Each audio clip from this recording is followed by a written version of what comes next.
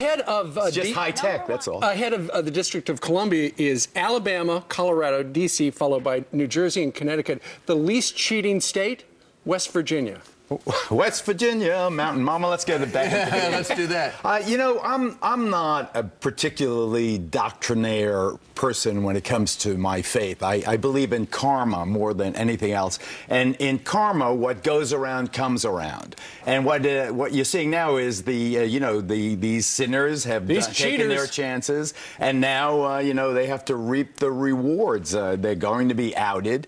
I think that everything private on the internet eventually will be public anyway. I think you're right. And about Ashley Madison and about these people in government having the time. First of all, I think that many of these jobs are so thin in terms of their actual duties. They get a lot of money. They have access to the electronic world. They dive into that dark internet, and they spend the whole day wallowing around as we pay for it. I'm okay with it. Where I have a problem, and I've had a checkered past myself, but I never claimed to be anything other than what I was. Someone like Josh Dugard, though, 19 kids and counting, pretending all this time to be a faith-based, sanctimonious person caring for God and country and all the rest of it, revealed first to be a molester of his own teenage sisters, and then now on the site. It's very embarrassing to him, as it should be to all of these government employees as well. I don't feel sorry for them. Well, down in Washington, it's almost impossible. I mean, how many times have we told stories about people down in Washington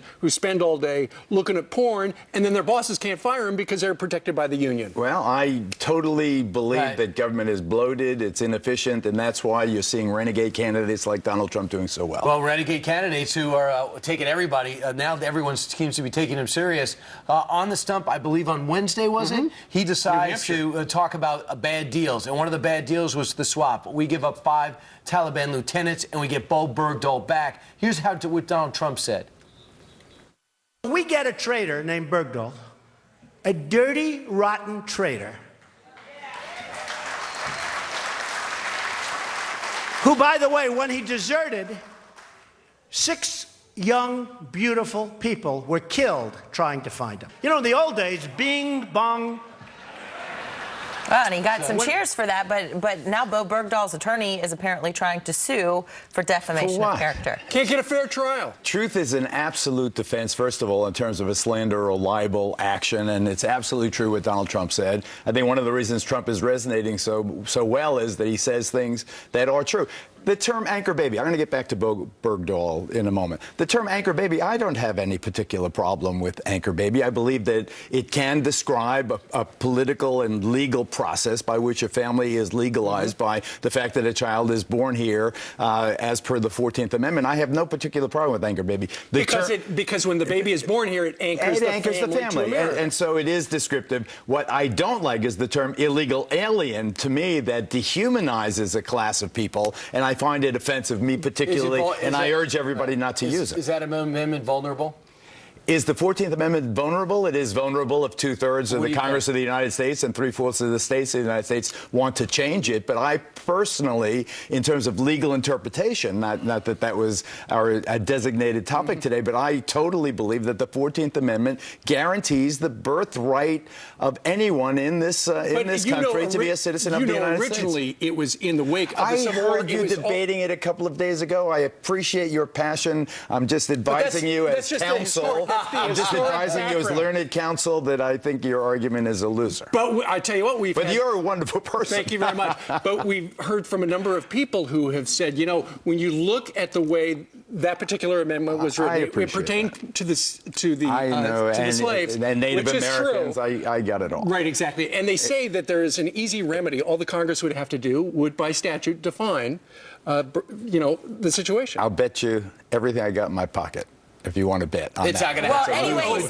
like something needs to be done to get rid of that phenomenon. It's a talking point for Trump, and now he sucked Jeb Bush into it, and now he's dragging the Republicans to his position on this and many other things. That's why he is dominating this race. He is the innovator, and you can find his ideas repugnant, as I do some of them, but there's no doubt he has the charisma and the energy and the charm and the frankness to be leading the discussion and all of this. Let me ask you something. if you're one of the 16 following him and trailing him, what's the Geraldo Rivera strategy? Well, you know, the thing about it is, Brian, you can't invent charisma. When you look at Jeb Bush, you know, God bless him, he was the presumptive front runner when it started, and I thought that he was the only one that could beat Hillary Clinton. But when you look at him, it does seem, and with all due respect, I love the family, to have a charisma deficit. You never would see Jeb Bush leading the cheerleading squad.